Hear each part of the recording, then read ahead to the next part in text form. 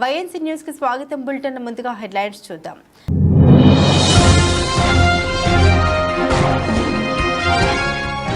Russia అధ్యక్షుడు Putin పై biopic, ఏఐతో పాత్ర సృష్టి.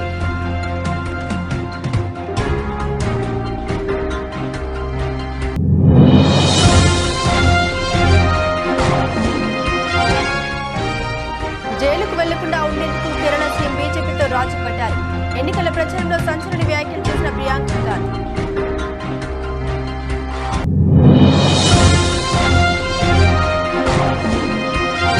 వైఎస్ వివేక కేసుపై సంచలన వ్యాఖ్యలు చేసిన సీఎం జగన్. షర్మిలపై ఫైర్ అయిన వైఎస్ఆర్సీపీ అధినేత.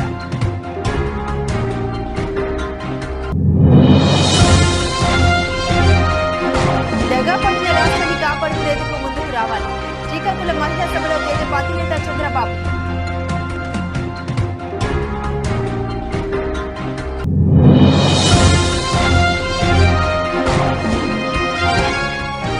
మళ్లీ బయటకు వచ్చిన బర్రెనక నాగర్ కర్నూలు పార్లమెంట్ స్థానం నుండి స్వతంత్ర ఎంపీ అభ్యర్థిగా నామినేషన్ వేసిన శిరీష.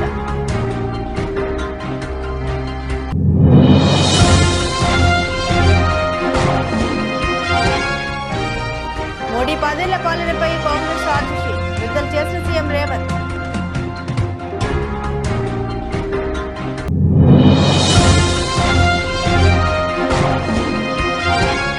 మోదీ ఢిల్లీ అన్నారు, జగన్ వాషింగ్టన్ అన్నారు. చివరకు మిగిలింది మట్టే. జగన్ పై షర్మిల ఫైర్.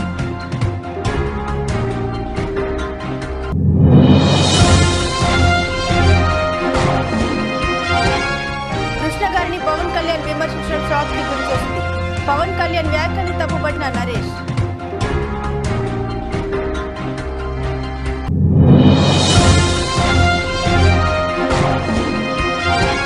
బౌండరీ లైన్ వద్ద అద్భుత ఫీల్డింగ్ తో ఢిల్లీ జట్టును గెలిపించిన ఈస్టాన్ స్టబ్స్. Video viral.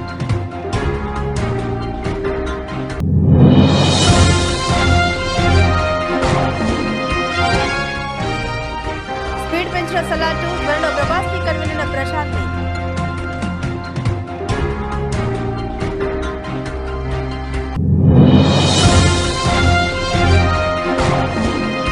నష్టాల స్టాక్ మార్కెట్ సూచీలు 22,350 దిగువకు చేరిన నిఫ్టీ.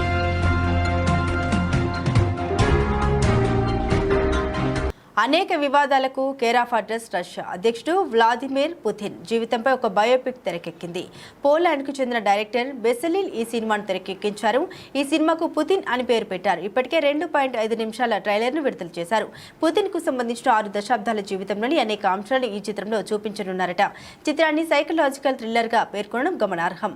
పుతిన్ పాత్రను కృత్రిమ మేధ ఏఐ ద్వారా సృష్టించారు. Russia, Ukraine, Syria, Jordan, Poland లో చిత్రీకరించారు. సెప్టెంబర్ 26న సినిమాను రిలీజ్ చేయనున్నారు. 2024 లోక్సభ ఎన్నికల 2వ దశ ప్రచారం సందడి తగ్గింది. ఏప్రిల్ 26న కేరళలోని వాయనాడ్తో సహా 88 స్థానాలకు ఓటింగ్ జరగనుంది. ఇండియా కూటమిలో స్నేహబంధం మరోసారి సడలినట్లు కనిపిస్తోంది. రాహుల్ గాంధీ తర్వాత ప్రియాంక గాంధీ కూడా కేరళ సీఎం పినరై విజయన్పై మండిపడ్డారు. సిపిఐ ఎంఎంకు మద్దతు ఇస్తున్న స్వతంత్ర ఎమ్మెల్యే రాహుల్ గాంధీకి డిఎన్ఏ పరీక్షలు చేయాలని డిమాండ్ చేశారు. దీనిపై ప్రియాంక స్పందిస్తూ జైలుకు వెళ్లకుండా ఉండేందుకు కేరళ సీఎం బీజేపీతో ఒప్పందం చేసుకున్నారని పేర్కొన్నారు. తన సోదరుడు వయనాడ్ నుండి కాంగ్రెస్ అభ్యర్థి రాహుల్ గాంధీ అనేక కుంభకోణాల్లో తన పేరు వినిపిస్తున్నప్పటికీ నరేంద్ర మోదీ ప్రభుత్వం విజయన్పై చర్యలు తీసుకోవడం లేదని చేసిన ప్రకటనకు కూడా ఆయన మద్దతు తెలిపారు. రాహుల్ గాంధీని నిరంతరం టార్గెట్ చేస్తున్న పినరై విజయన్పై ప్రియాంక గాంధీ తీవ్ర స్థాయిలో విరుచుకుపడ్డారు. కేరళలో ఏప్రిల్ 26న జరగనున్న 2వ విడత లోక్సభ ఎన్నికల ప్రచారానికి బుధవారం తెరపడింది. కేరళలో ప్రచారానికి చివరి రోజున ప్రముఖ సిపిఎం నాయకుడి పేరు అనేక స్కామ్లలో బయటపడిందని, అయితే నరేంద్ర మోదీ నేతృత్వంలోని కేంద్ర ప్రభుత్వం అతనిపై ఎటువంటి చర్యలు తీసుకోవడం లేదని ప్రియాంక ఆరోపించారు. వాయనాడ్ లోక్సభ స్థానంలో ఏర్పాటు చేసిన వీధి సమావేశంలో ఆయన ఆరోపించారు. కేరళ ముఖ్యమంత్రి కూడా రాహుల్ గాంధీపై దాడి చేస్తారు. ఆయన బీజేపీపై దాడి చేయరు. ఒక వ్యక్తి సరైన దానికోసం పోరాడినప్పుడు అతనికి వ్యతిరేకంగా అన్ని దుష్ట శక్తులు కూడి వయనాడ్ నుండి మరోసారి కాంగ్రెస్ అభ్యర్థి మోడీ ప్రభుత్వం చాలా మంది ప్రతిపక్ష నేతల్ని జైల్లో పెట్టిందని, అయితే కేరళ ముఖ్యమంత్రిపై ఇంతవరకు ఎలాంటి చర్యలు తీసుకోలేదని ప్రియాంక గాంధీ ఆరోపించారు. ఇటీవల విజయన్ తన ఎన్నికల ర్యాలీలో పౌరసత్వ సవరణ చట్టం, సిఏఏ సహా అనేక అంశాలపై రాహుల్ విమర్శించారు. రాహుల్ గాంధీ తన భారత్ జోడో యాత్రలో కూడా తన ఈ వివాదాస్పద చట్టంపై మౌనంగా ఉన్నారని ఆరోపించారు. రాహుల్ గాంధీకి డిఎన్ఏ పరీక్ష చేయించాలని ఎల్డీఎఫ్ అనుకూల ఎమ్మెల్యే పివి అన్వర్ చేసిన ప్రకటనకు ప్రతిస్పందనగా కాంగ్రెస్ ప్రధాన కార్యదర్శి ప్రియాంక గాంధీ ఈ వ్యాఖ్య చేశారు. और अगर मोदी जी मंगलसूत्र का महत्व समझते तो वो ऐसी अनैतिक बातें नहीं करते। किसान पर कर्ज चढ़ता है तो उसकी पत्नी अपने मंगलसूत्र को गिरवी रखती है। बच्चों की शादी होती है या दवाई की जरूरत होती है तो महिलाएं अपने गहने गिरवी रखती हैं।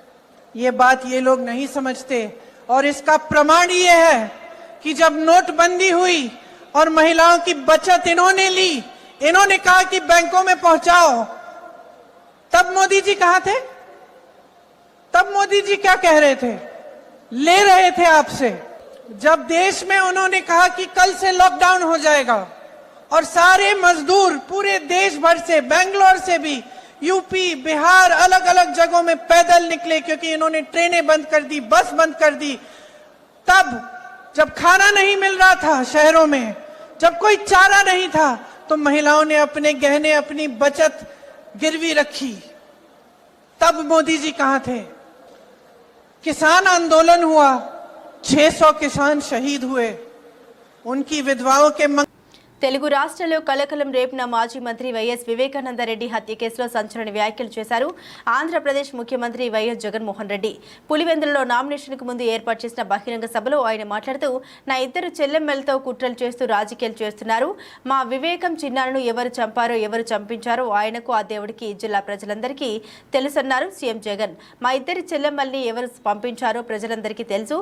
వివేకం చిన్నారను అతి దారుణంగా చంపి బహిరంగంగా తిరుగుతున్న హంతకుడికి మద్దతు ఇస్తున్నది ఎవరు అని ప్రశ్నించారు. నాన్నను అన్యాయంగా ఎమ్మెల్సీ ఎన్నికల్లో ఓడించిన వారితోనే, సంఖ్యాబలం లేకపోయినా కూడా అధికార బలంతో ఓడించిన వారితోనే చట్టాపట్టాలేసుకుని తిరుగుతున్నది ఎవరు? చిన్నాన్నకు రెండవ భార్య ఉన్నమాట వాస్తవం కాదా? రెండవ భార్యకు కొడుకు ఉన్నాడా లేడా? ఉన్నది వాస్తవమా కాదా అని బహిరంగ సభలో ప్రశ్నించారు జగన్. ఇక నోటాకు వచ్చిన ఓట్లు కూడా రాని కాంగ్రెస్తో, రాష్ట్రాన్ని విడగొట్టిన కాంగ్రెస్తో, రాష్ట్రానికి అన్యాయం చేసిన కాంగ్రెస్లో చేరి వైఎస్ఆర్ పేరును ఛార్జ్ షీట్లో పెట్టిన వారికి ఓటు వేయడం ఎవరికి లాభం అంటూ పరోక్షంగా వైఎస్ షర్మిలను నిలదీశారు సీఎం జగన్. ఓట్లు చీల్చడం వల్ల ఎవరికి లాభం? బాబుకి కాదా? ఓట్లు చీల్చి కూటమిని గెలిపించాలని చూడడం కాదా? ఇలాంటి వారు వైఎస్ఆర్ కు వారసులా లేక చంద్రబాబుకు వారసులా? ప్రజలే సమాధానం చెప్పాలని పిలుపునిచ్చారు. నా కుటుంబ సభ్యులని డబ్బు సంపాదించడం కోసం కాదు, భగవంతుడు మీ బిడ్డకు ముఖ్యమంత్రి పదవి ఇచ్చింది. జగన్ సీఎం అయినాక కుటుంబ సభ్యుల్ని పక్కన పెట్టాడని అంటున్న కుటుంబ సభ్యులకు చెబుతున్న వైఎస్ అవినాష్ తప్పు చేయలేదని, టికెట్ ఇచ్చాను అని స్పష్టం చేశారు జగన్. వైఎస్ అవినాష్ జీవితం నాశనం చేయాలని కుట్రలో భాగమవుతున్నారు. ఏ ప్రభుత్వ పథకం మంజూరులో అయినా లంచం లేకుండా 2.70 వేల కోట్ల రూపాయలు మంజూరు చేస్తాం. జగన్ను పాలనలో కొట్టలేరు, ప్రజలకు చేసిన మంచిలో కొట్టలేరు, పిల్లలకు చేసిన మంచిలో కొట్టలేరు. జగన్ను రైతులు అందించిన రైతు భరోసాలను కొట్టలేరన్నారు. మన బ్రాండ్ కడప, మన బ్రాండ్ వైఎస్ఆర్, మన బ్రాండ్ పులివెందులను కొట్టాలనుకునే వారికి ఓటు ద్వారా గుణపాఠం చెప్పాలని పిలుపునిచ్చారు. పులివెందుల ప్రజల చిరకాల కోరిక మెడికల్ కాలేజ్, నాన్న కలలు కన్నా కాలేజ్ మెడికల్ కాలేజ్ అన్నారు. నాన్నగారి మరణం తర్వాత 10 ఏళ్ల పాటు పులివెందులను ఎవరైనా పట్టించుకున్నారా అని ప్రశ్నించారు. మీ బిడ్డ సీఎం అయిన తర్వాతనే పులివెందుల అభివృద్ధి చెందింది. వచ్చే 5 ఏళ్లలో మీ అండతో పులివెందులతో పాటు రాష్ట్ర అభివృద్ధికి కృషి చేస్తా. చరిత్రలో కని విని ఎన్నడూ ఎరగని మెజారిటీ ఇచ్చిన ఈ గడ్డ మరో దాన్ని తిరగరాయాలని పిలుపునిచ్చారు సీఎం వైఎస్ జగన్. మా వివేకం చిన్నానను ఎవరు చంపారో, ఎవరు చంపించారో ఆయనకు, ఆ దేవుడికి, ఈ జిల్లా ప్రజలందరికీ కూడా తెలుసు ఏం జరిగింది అన్నది. కానీ బురద జల్లేందుకు ఇద్దరు చెల్లెమ్మలను ఎవరు పంపించారో, వారు వెనకాల ఎవరు ఉన్నారో మాత్రం మీ అందరికీ కూడా రోజు కనిపిస్తూనే ఉంది. ఇంకా ఆశ్చర్యం ఏమిటో తెలుసా? వివేకం చిన్నారను అతి దారుణంగా చంపి, అవును నేనే చంపాను అని అతి హేయంగా బహిరంగంగా చెప్పుకుంటూ తిరుగుతున్న హంతకుడికి మద్దతు ఇస్తున్నది ఎవరు? మీరే రోజు చూస్తున్నారు కదా అని అడుగుతా ఉన్నాను. చిన్నారను అన్యాయంగా ఎమ్మెల్సీ ఎన్నికల్లో ఓడించిన వారితోనే, సంఖ్యాబలం లేకపోయినా కూడా ప్రలోభాలతో, అధికార బలంతో ఓడించిన వారితోనే ఈరోజు చట్టా పట్టాలు వేసుకొని తిరుగుతా ఉన్నారు అనంటే దానికి అర్థమేమిటి అని చెప్పి సందర్భంగా అడుగుతా ఉన్నా. చిన్నానకు రెండో భార్య ఉన్న మాట వాస్తవం అవునా కాదా? ఆ రెండో భార్యతో తనకు సంతానం ఉన్న మాట వాస్తవం అవునా కాదా? అవినాష్ అక్కడికి ఎవరు ఫోన్ చేస్తే వెళ్ళాడు వంటి అనేక ప్రశ్నలు అవినాష్ తన అనేక ఇంటర్వ్యూస్ లో, తన ప్రెస్ బర్రెలెక్క అలియాస్ కర్నె శిరీష. ఈ పేరు గురించి ప్రత్యేక పరిచయం అక్కర్లేదు. తెలంగాణ అసెంబ్లీ ఎన్నికల్లో స్వాతంత్ర అభ్యర్థిగా బరిలో నిలిచిన ఆమె 2 తెలుగు రాష్ట్రాల ప్రజల్ని తన వైపుకు తిప్పుకుంది. తెలంగాణ అసెంబ్లీ ఎన్నికల్లో 2 తెలుగు రాష్ట్రాలని నిరుద్యోగ యువత ఆమెకు పెద్ద ఎత్తున మద్దతు తెలిపారు. సిబిఐ మాజీ జేడి లక్ష్మీనారాయణ, డైరెక్టర్ రామ్ గోపాల్ వర్మ లాంటి ప్రముఖులు తనకు సపోర్ట్ ఇచ్చారంటే బర్రెలెక్కకు ఉన్న ఆదరణ ఎలాంటిదో అర్థం చేసుకోవచ్చు. అలాంటి బర్రెలెక్కే మరోసారి అందరినీ షాక్ అయ్యేలా చేసింది. ఈసారి ఏకంగా లోక్సభ బరిలో కూడా పోటీకి దిగుతోంది. తన స్నేహితుడు సమీప బంధువు వెంకటేష్తో పెళ్లి పీటలెక్కిన బర్రెలెక్క ఇక ఫ్యామిలీ లైఫ్లో బిజీగా ఉండిపోతుందని అనుకున్నారు అందరూ. కానీ దీనికి భిన్నంగా ముందు చెప్పినట్టుగానే లోక్సభ ఎన్నికల బరిలో దిగింది. ఇక రీసెంట్గా నాగర్ కర్నూలు పార్లమెంట్ స్థానం నుండి స్వతంత్ర ఎంపీ అభ్యర్థిగా నామినేషన్ వేసింది శిరీష. ఎలాంటి హడావుడి లేకుండా కేవలం తన భర్త, కుటుంబ సభ్యులు, సన్నిహితులు, స్నేహితులతో కలిసి నాగర్ కర్నూలు జిల్లా రిటర్నింగ్ అధికారికి నామినేషన్ పత్రాలను సమర్పించింది. అయితే దీనికి సంబంధించిన వీడియో ఇప్పుడు సామాజిక మాధ్యమాల్లో వైరల్గా మారింది. ప్రధాని మోదీ 10 ఏళ్ల పాలనపై తెలంగాణ కాంగ్రెస్ ఛార్జ్ షీట్ దాఖలు చేసింది. ఇవాళ మధ్యాహ్నం 12:20 ఛార్జ్ షీట్ను సీఎం రేవంత్ రెడ్డి విడుదల చేశారు. 10 ఏళ్ల మోసం, 100 ఏళ్ల విధ్వంసం అంటూ ఛార్జ్ షీట్ విడుదల చేస్తున్నట్లు కాంగ్రెస్ వర్గాలు తెలిపారు. 10 ఏళ్ల కన్నీళ్లను యాదించుకుందాం, ప్రజాద్రోహుల పాలనను అంతం చేద్దామనే కాంగ్రెస్ ఛార్జ్ షీట్ ను సీఎం విడుదల చేశారు. ఈ కార్యక్రమంలో సీఎం రేవంత్ తో పాటు డిప్యూటీ సీఎం భట్టి విక్రమార్క, మంత్రి కోమటిరెడ్డి వెంకటరెడ్డి పాల్గొన్నారు. మోదీ పార్లమెంట్ సాక్షిగా పదే తెలంగాణ ఏర్పాటును ఎగతాళి చేశారు. విభజన హామీలైన Bayyaram steel plant, Kazipet railway coach factory అమలు చేయలేదన్నారు. 811 టీఎంసీ కృష్ణా జిల్లాలో తెలంగాణకు దక్కాల్సిన వాటాను దక్కకుండా చేశారని పేర్కొన్నారు. గవ్వ కూడా ఏ పేదవాడి ఖాతాలో వెయ్యకుండా ఈరోజు దేశాన్ని మోసం చేసిండ్రు. ఆనాడు 410 రూపాయలు ఉన్న సిలిండర్ ఈనాడు 1200 రూపాయలకు ధర పెంచి ఈరోజు ప్రజల్ని మధ్యతరగతి, దిగువ తరగతి పౌరులను దోసుకుంటున్నారు. ఆనాడు 55 రూపాయలు డీజిల్, 55 రూపాయలు పెట్రోల్ ఉన్నది, ఈరోజు 110 రూపాయలకు పెరిగింది. ఆ రోజు 50 రూపాయలు ఉన్న డీజిల్ ఈరోజు దాదాపుగా 100 రూపాయలకు పెరిగింది. ఆ రోజు 80 రూపాయలు ఉన్న మంచి నూనె ఈరోజు 180 రూపాయలు అయ్యింది. కందిపప్పు కూడా 180 రూపాయలు అయ్యింది. సామాన్యుడు బ్రతకలేని విధంగా నిత్యావసర వస్తువుల ధరలను విపరీతంగా పెంచిండ్రు. జీఎస్టీ పేరు మీద దోపిడీ. రాష్ట్రానికి రాజధాని లేదు, రాజధాని లేని రాష్ట్రం ఎక్కడా లేదు. మన రాష్ట్రానికే ఈ దుస్థితి, మనకు చేతిలో చిప్ప తప్ప ఏమీ లేదు అంటూ ఏపీసీసీ చీఫ్ వైఎస్ షర్మిలారెడ్డి వ్యాఖ్యలు చేశారు. ఎన్నికల ప్రచారంలో భాగంగా గురువారం విజయవాడలో నిర్వహించిన బహిరంగ సభలో షర్మిల మాట్లాడుతూ జగన్, చంద్రబాబు మోదీలపై తీవ్ర స్థాయిలో విరుచుకుపడ్డారు. షర్మిల చంద్రబాబు సిరంగపూర్ అన్నారని, 3D గ్రాఫిక్స్ చూపించి 30,000 ఎకరాలు తీసుకున్నారని తెలిపారు. 2015లో మోడీ వచ్చి భూమి పూజ చేసి యమునా నది నుండి మట్టి తెచ్చి ఇచ్చారని, ఇక మనకు చివరకు మిగిలింది మట్టి అంటూ కామెంట్స్ చేశారు. ఢిల్లీని తలదన్ని రాజధాని ఉండాలని మోడీ చెప్పారని, బాబు సింగపూర్ లాంటి రాజధాని అన్నారన్నారు. ఆంధ్రుల ఆత్మగౌరవ రాజధాని అన్నారని, అమరావతి కాస్త చివరికి భ్రమరావతి చేశారంటూ మండిపడ్డారు. హైదరాబాద్ తానే కట్టారని చంద్రబాబు అన్నారని, హైదరాబాద్కు మించిన రాజధాని అని మళ్లీ చెప్పారన్నారు. బాబు హయాంలో తాత్కాలిక భవనాలు తప్ప మిగిలింది ఏమీ లేదన్నారు. దేశ విదేశాలు తిరిగారే తప్ప పెట్టుబడులు రాలే అని అన్నారు. ఉద్యోగాలు లేవని, పరిశ్రమలు లేవన్నారు. మీరు ఓట్లేసి 5 సంవత్సరాలు అయిపోయింది, ఇప్పుడు మళ్ళీ ఎన్నికలు వచ్చేసాయి. అందుకే చెప్తున్నాం, ఓటు అనేది మీ చేతుల్లో ఉన్న ఆయుధం. ఓటు అన్నది మీ జీవితాలే కాదు, మీ బిడ్డల జీవితాలు కూడా మార్చే ఆయుధం. ఓటు అన్నది సరైన వాళ్ళకు వేయకపోతే మీ భవిష్యత్తే కాదు, మీ బిడ్డలకు భవిష్యత్తు కూడా అడ్రస్ లేకుండా పోతుంది. అందుకే చెప్తున్నా, ఒక్కసారి ఓటు వేసే ముందు ఆలోచన చేసి ఓటు వేయండి. ముందు 5 సంవత్సరాలు, మన రాష్ట్రం ఏర్పడి 10 సంవత్సరాలు అయిపోయింది. ముందు 5 సంవత్సరాలు చంద్రబాబు గారు ముఖ్యమంత్రిగా ఉన్నారు. ఇప్పుడు 5 సంవత్సరాలు జగన్మోహన్ రెడ్డి గారు ముఖ్యమంత్రిగా ఉన్నారు. చంద్రబాబు గారు ముఖ్యమంత్రిగా ఉన్న 5 సంవత్సరాలు, ఇప్పుడు జగన్మోహన్ రెడ్డి గారు ముఖ్యమంత్రిగా ఉన్న 5 సంవత్సరాలు కలిపి ఈ 10 సంవత్సరాలలో మన రాష్ట్రం ఒక్క అడుగైనా ముందుకు వేసిందా? జనసేన అధినేత పవన్ కళ్యాణ్ కొన్ని రోజుల క్రితం స్వర్గీయ సూపర్ స్టార్ కృష్ణ పేరుని తన రాజకీయ ప్రసంగంలో ప్రస్తావించారు. తెలుగుతనానికి ప్రపంచవ్యాప్తంగా గుర్తింపు తెచ్చిన నందమూరి తారక రామారావు గారితో ఏ రోజు మిగతా సినిమా హీరోలు ఎవరూ సహకరించలేదు అని చెప్పారు. పవన్ కళ్యాణ్ కొంతమంది కాంగ్రెస్ లో ఉన్నారు, కృష్ణ గారు కాంగ్రెస్ లో ఉన్నారు, కోట శ్రీనివాస్ గారు వేరే పార్టీలో ఉన్నారు. ఎన్టీఆర్ గారిని విమర్శించే వాళ్ళు, కానీ ఏ రోజు ఎన్టీ రామారావు గారు కృష్ణ గారిని ఒక్క మాట కూడా అనలేదు. అది ఎన్టీఆర్ సంస్కారం అని చెప్పారు పవన్ కళ్యాణ్ తన రాజకీయ ప్రసంగంలో. పక్కన ఎన్టీఆర్ కుమార్తె బీజేపీ నాయకులు నాయకురాలు దగ్గుబాటి పురంధేశ్వరి కూడా ఉన్నారు. అయితే పవన్ కళ్యాణ్ ఇలా కృష్ణ గురించి మాట్లాడిన మాటలు విని షాక్ అయ్యానని సీనియర్ నటుడు విజయ నిర్మల కుమారుడు అయిన నరేష్ తన సామాజిక మాధ్యమం ఎక్స్ ద్వారా చెప్పారు. అతను ఒక పోస్ట్ పెడుతూ కృష్ణ గారు బంగారు హృదయం గల మనిషిని, సినిమా రాజకీయాల్లో ఆయన చేసిన కృషి మరవలేనిదని చెప్పుకొచ్చారు నరేష్. అయితే అటువంటి కృష్ణ గారిపై పవన్ కళ్యాణ్ ఇలా విమర్శించడం విని షాక్ అయ్యానని నరేష్ చెప్పుకొచ్చారు. ఎన్టీఆర్ సంస్కారం ఉంది, అందువల్లనే అతనిపై విమర్శలు చేసిన మిగతా సినిమా నటులపై తిరిగి విమర్శించలేదని పవన్ కళ్యాణ్ చెప్పుకొచ్చారు. పవన్ కళ్యాణ్ ప్రసంగం వీడియో నరేష్ తన ఎక్స్ లో షేర్ చేస్తూ కృష్ణ గారు ఎన్టీఆర్ గురించి మాట్లాడిన వీడియోను కూడా షేర్ చేశారు నరేష్. అందులో కృష్ణ తన అభిమాన నటుడు ఎన్టీఆర్ అని, ఎన్టీఆర్ ని చూడడానికి అప్పట్లో మద్రాసు వెళ్ళానని, అతన్ని కలిశానని, అతని సినిమాలో వేషం ఇవ్వమని అడిగితే నువ్వు ఇంకా చిన్న కుర్రాడిలా ఉన్నావు, తర్వాత రా అని చెప్పారని కృష్ణ గారు ఆ వీడియోలో ఎన్టీఆర్ పై తనకున్న అభిమానాన్ని చాటుకున్నారు. అందరికీ నమస్కారం. చిన్నప్పటి నుంచి నేను రామారావు గారి అభిమానిని. డిగ్రీ చదువు పూర్తయిన తర్వాత రామారావు గారిని చూడటానికే మెడ్రాస్ వెళ్ళాను. వారిని కలిసి చాలా సంతోషంగా ఉంది మిమ్మల్ని చూడటం అని చెప్పి, నాకు సినిమాల్లో యాక్ట్ చేసే ఇంట్రెస్ట్ ఉంది, మీ పిక్చర్లో ఏదైనా వేషం ఇవ్వండి అని అడిగాను.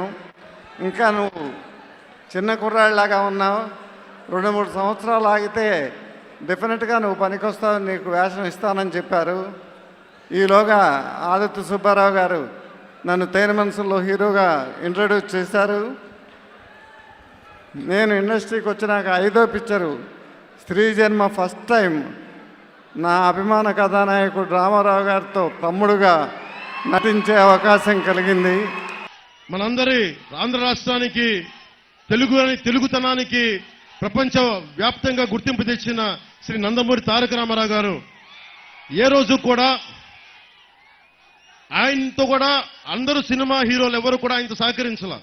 కొంతమంది కాంగ్రెస్ లో కూడా ఉన్నారు. కృష్ణ గారు కాంగ్రెస్ లో ఉన్నారు, కోట శ్రీనివాసరావు గారు వేరే పార్టీలో ఉన్నారు. ఎన్టీ రామారావు గారిని విమర్శించేవాళ్ళు. ఏ రోజున ఎన్టీ రామారావు గారు ఎప్పుడు కూడా కృష్ణ గారిని ఒక్క మాట అనలా. అది ఎన్టీ రామారావు గారి సంస్కారం.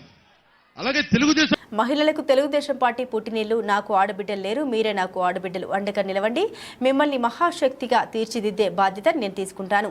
వైకాపా ప్రభుత్వంలో దగాపడిన రాష్ట్రాన్ని కాపాడుకునేందుకు మహిళలే నడుం బిగించాలి. మీరిచ్చే తీర్పుతో జగన్కు దిమ్మ తిరిగి ఆ పార్టీ బంగాళాఖాతంలో కలిసిపోవాలి అని ఆ పార్టీ అధినేత చంద్రబాబు నాయుడు మహిళలకు పిలుపునిచ్చారు.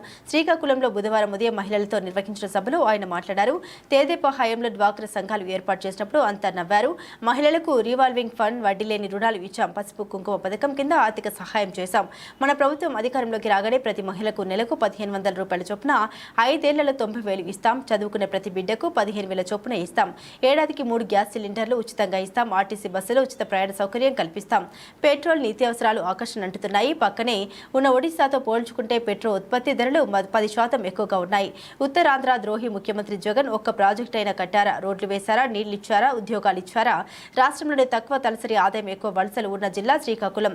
వైకాపా అధికారంలోకి వచ్చాక ఇసుక, మద్యం, భూములు, భూగర్భ ఖనిజ సంపద దోచుకుంటున్నారు, గొంతుపై కత్తి పెట్టి పోటు రాయించుకున్నారు అని ధ్వజమెత్తారు. టిడ్కో ఇళ్లకు డబ్బులు కట్టిన వారందరికీ ఇల్లు అప్పగిస్తామని, ఉపాధి హామీ పనుల్లో వేతనాలు పెంచుతామని చెప్పుకొచ్చారన్నారు బాబు.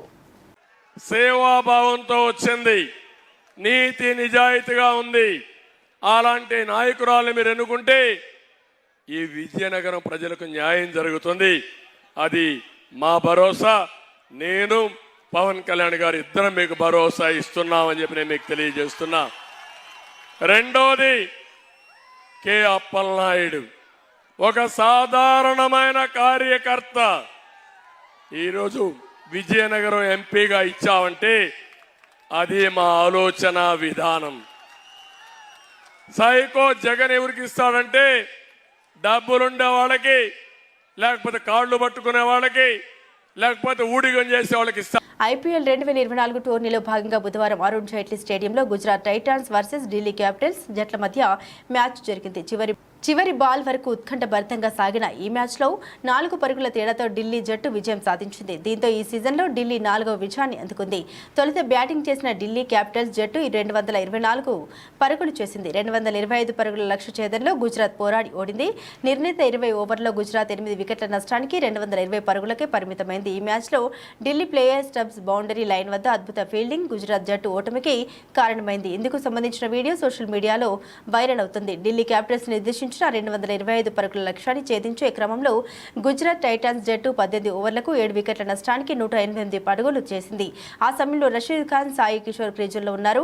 రషీద్ ఖాన్ క్రీజులో ఉండడంతో గుజరాత్ జట్టు గెలుపుపై ఆశలు పెట్టుకుంది.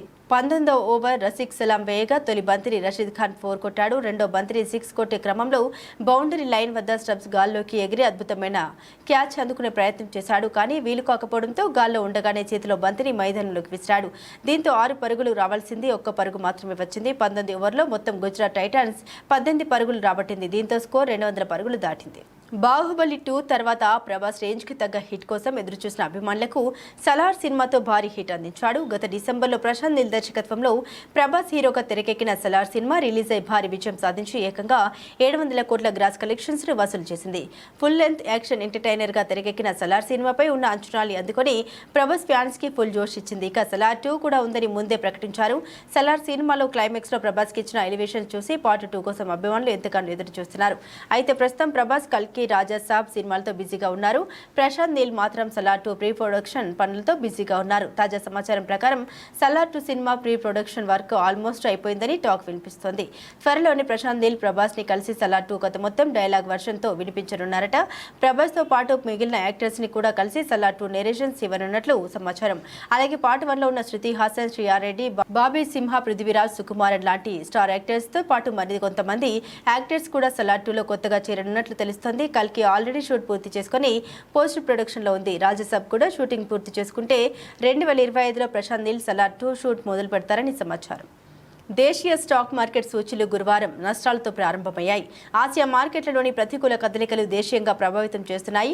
ఉదయం 9:31 సమయంలో సెన్సెక్స్ 175 పాయింట్ల నష్టంతో 73,677 వద్ద ట్రేడ్ అవుతుంది. నిఫ్టీ 65 పాయింట్లు కుంగి 22,336 దగ్గర కొనసాగుతుంది. డాలర్తో పోలిస్తే రూపాయి మారకం విలువ 83.36 వద్ద ప్రారంభమైంది. సెన్సెక్స్ 300 సూచీలో Axis Bank, HCL Tech, Sun Pharma, Power Grid, ITC, Tech Mahindra, TCS, SBI, Nestle India, HDFC Bank, Tata Motors, IndusInd Bank షేర్లు లాభాల్లో ఉన్నాయి. Kotak Mahindra Bank, HUL, Maruti, Asian Paints, Titan, M&M, JSW Steel, LIT, Reliance, Bajaj Finserv stock నష్టాలు కొనసాగుతున్నాయి.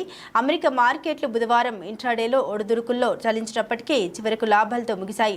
నేడు Asia ప్రధాన సూచీలు ప్రతికూలంగా trade అవుతున్నాయి. అంతర్జాతీయ మార్కెట్లో బ్యారెల్ బ్రెంట్ చమురు ధర $88.07 వద్ద ట్రేడ్ అవుతుంది. విదేశీ సంస్థాగత ముదుపర్లు బుధవారం నికరంగా 2,511.74 కోట్ల విలువ చేసే వాటాలను విక్రయించారు. దేశీయ సంస్థాగత ముదుపర్లు 3,809.90 కోట్ల షేర్లను కొనుగోలు చేశారు.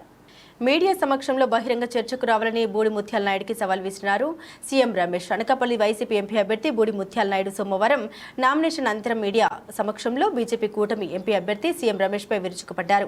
సీఎం రమేష్ కి ఢిల్లీలో గల్లీలు తప్ప అనకాపల్లి జిల్లాలో గల్లీల కోసం ఏం తెలుసన్నారు. చార్టెడ్ ఫ్లైట్లలో ఖరీదైన కారులో తిరిగే సీఎం రమేష్ బ్యాంకు కుంభకోణాలు చేసి ఆ డబ్బులతో అనకాపల్లిలో పారిశ్రామికవేత్తగా చలామణి అవుతున్నారన్నారు. ముత్యాల నాయుడు సీఎం రమేష్ పై చేసిన నిరూపరాధారణ వ్యాఖ్యల్ని ఖండించిన సీఎం రమేష్, నాకు ఢిల్లీలో గల్లీలు తెలుసు, అనకాపల్లి జిల్లాలో ప్రజలు ఎదుర్కొంటున్న పరిస్థితులు తెలుసు. ఇవన్నీ తెలియకుండా అధిష్టానం ఊరికనే అనకాపల్లి పంపించలేదన్నారు. సీఎం రమేష్ పై వైసీపీ నాయకులు చేస్తున్న అసత్య ప్రచారాలు ఆయన మండిపడ్డారు. 10:50 to 11:15 ఏదో ఉంది. నేను 10:15 ఆల్మోస్ట్ 11 o'clock నామినేషన్ మామూలుగానే వెళ్ళేసి. అందరికీ నమస్కారం. ఈరోజు ముఖ్యంగా ఈ సమావేశం రేపు నామినేషను. నన్ను క్వశ్చన్లు అడగచ్చు, బూడి ముత్యాలను క్వశ్చన్లు అడగచ్చు, వాళ్ళ 7 మందిని అడగచ్చు. బట్ వాళ్ళ 7 మంది ప్లస్ 8 మందికి నేను ఒక్కడనే సమాధానం చెప్తాను. ఫుల్ డేటా పాపులేషన్ కాడి నుంచి గవర్నమెంట్ సెంట్రల్ గవర్నమెంట్ ఎన్ని స్కీమ్స్ వస్తున్నాయి, దాంట్లో ఈ కాన్స్టిట్యున్సీలో ఎంత బెనిఫిషియర్స్ ఉన్నారు, కాన్స్టిట్యున్సీ వైజ్ కావాలంటే తీసుకుందాం, మండల వైజ్ కావాలంటే తీసుకుందాం, ఎంటైర్ పార్లమెంట్ కావాలంటే కూడా తీసుకుందాం. దేనికి ఎంతమంది ఓటర్లు ఉన్నారు, కులాల వారీగా, మతాల వారీగా ఏ క్వశ్చన్స్ కూడా ఇక్కడ స్కీమ్స్ బెనిఫిషియర్స్ అన్నీ కూడా మాట్లాడుకుందాం. దానికి సిద్ధమా అని చెప్పేసి నేను అడుగుతున్నాను. మీరు సిద్ధమైతే నేనైతే సిద్ధం. మీడియా సమక్షంలోనే మనం ఎందుకు డిబేట్ పెట్టుకుంటే పబ్లిక్ కూడా పార్లమెంట్ ఎన్నికల సందర్భంగా మల్కాజ్గిరి బీఆర్ఎస్ పార్టీ అభ్యర్థి రాగిడి లక్ష్మారెడ్డి గారి నామినేషన్ కార్యక్రమంలో భాగంగా జరిగిన రోడ్ షో సభ కార్యక్రమాల్లో BRS party working president KT Ramarao గారితో కలిసి పాల్గొనడం జరిగింది. ఈ కార్యక్రమంలో ఎమ్మెల్సీలు షంబీపూర్ రాజు, సురభివాణి, దేవి, దయానంద్ గుప్తా, ఎమ్మెల్యేలు KP Vivekananda, Krishnarao, Rajasekhar Reddy, Sudheer Reddy, Laxmareddy, BRS party MP అభ్యర్థి రాగిడి లక్ష్మారెడ్డి, మేడ్చల్ నియోజకవర్గం ఇన్ఛార్జ్ మహేందర్ రెడ్డి, రాష్ట్ర బీఆర్ఎస్ పార్టీ యువ నాయకులు డిఆర్ భద్రారెడ్డి, మేయర్లు, చైర్మన్లు, కార్పొరేటర్లు, కౌన్సిలర్లు, నాయకులు, కార్యకర్తలు తదితరులు పాల్గొన్నారు. ఒక ఆలోచనతో పనిచేద్దాం తప్ప లక్ష్మారెడ్డి ఫోన్ చేసిండా లేదా, లక్ష్మారెడ్డి మా ఇంటికి వచ్చిండా లేదా, లక్ష్మారెడ్డి మా గల్లీకి వచ్చిండా లేదా, మా నియోజకవర్గంలో కనబడ్డా లేదా అన్నది కాదు. ఇవాళ రాగిడి లక్ష్మారెడ్డి గారు 37 లక్షల ఓట్లుండే కాన్స్టిట్యున్సీలో ఇంటింటికి రాలేడు, ప్రతి మనిషిని కలవలేడు. కానీ మనమే మీదేసుకోవాలి, తన్లాడాలి, కొట్లాడాలి, మన పార్టీని గెలిపించుకునే ప్రయత్నం చేయాలి. ముఖ్యంగా जितने भी हमारे माइनॉरिटी भाई बहन है, आप तमाम भाइयों से बहनों से मैं एक बार सोचने के लिए मजबूर करना चाहता हूं, आपको गौर करने के लिए मैं गुजारिश करता हूं. आप 1 मिनट के लिए सोचिए. आज जो यहाँ पे एक डम्मी कैंडिडेट को खड़ा करके कांग्रेस पार्टी वाले, एक पटनम सुनीता महेंद्र रेड्डी बोल के, जिनका कोई ताल्लुकात नहीं है यहाँ पे, जिनका कोई वास्ता नहीं है, जिनका कोई रिश्ता नहीं है, जिनका कोई है ही नहीं यहाँ पे, उनको लाके जबरदस्ती बीजेपी को जिताने की कोशिश कर रहे हैं. ना सिर्फ मलकाजगिरी में बल्कि सिकंदराबाद में, चेवेल्ला में, बहुत जगह आज छोटे भाई रेवंत रेड्डी बड़े भाई को आभारी हो गए, इसलिए उनकी आज जीत के लिए कोशिश कर रहे हैं. आप देखिएगा, 1 मिनट सोचिए, 1 मिनट.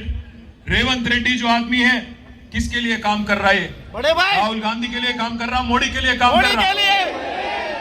राहुल गांधी बोलता ऊपर दिल्ली में चौकीदार चोर है. चौकीदार बोलते कौन है? సెక్యూరిటీ. చౌకీదార్ అంటే ఎవలే? చౌకీదార్ చోర్ హై అంటాడు రాహుల్ గాంధీ. మనోడేమంటాడు ఇక్కడ ఉన్నాడు? బడే భాయ్ నరేంద్ర మోదీ హమారే బడే భాయ్. బోలో చోర్ హై నా. అక్కడనేమో రాహుల్ గాంధీ అంటాడు గుజరాత్ మోడల్ బక్వాస్ అంటాడు. ఈయనేమంటాడు నై నై నై నై నై గుజరాత్ మోడల్ బహుత్ అచ్చా మోడల్ హై, హమ్ గుజరాత్. బులెటిన్ ముగించే ముందు హెడ్లైన్స్ మరోసారి.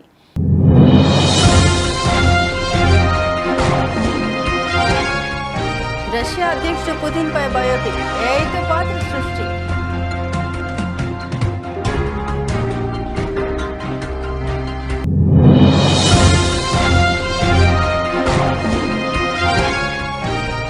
జైలుకు వెళ్లకుండా ఉండేందుకు కేరళ సీఎం బీజేపీతో రాజీ పడ్డారు. ఎన్నికల ప్రచారంలో సంచలన వ్యాఖ్యలు చేసిన ప్రియాంక గాంధీ.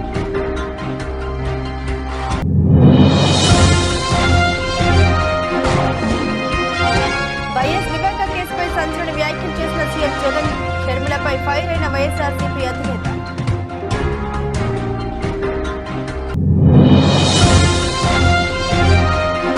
దగాపట్టిన రాష్ట్రాన్ని కాపాడుకునేందుకు ముందుకు రావాలి. శ్రీకాకుళం మహిళా సభలో తెలుగు అధినేత చంద్రబాబు.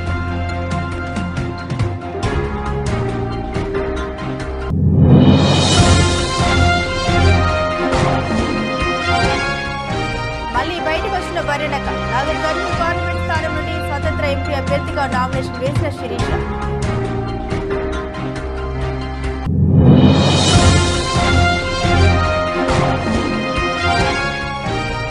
మోడీ 10 ఏళ్ల పాలనపై కాంగ్రెస్ ఆర్టీసీ విడుదల చేసిన సీఎం రేవంత్.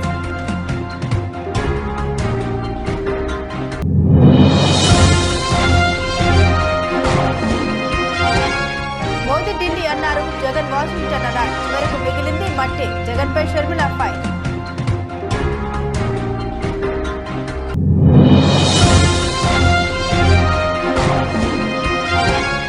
కృష్ణ గారిని పవన్ కళ్యాణ్ విమర్శించడం షాక్ కి గురి చేసింది. పవన్ కళ్యాణ్ వ్యాఖ్యల్ని తప్పుపట్టిన నరేష్.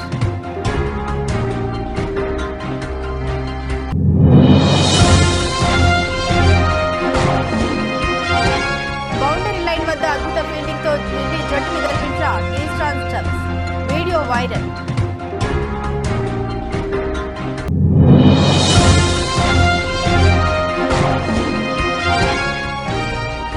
స్పీడ్ పెంచిన సలాటు, త్వరలో ప్రభాస్ ని కనుగొన్న ప్రశాంత్ ని.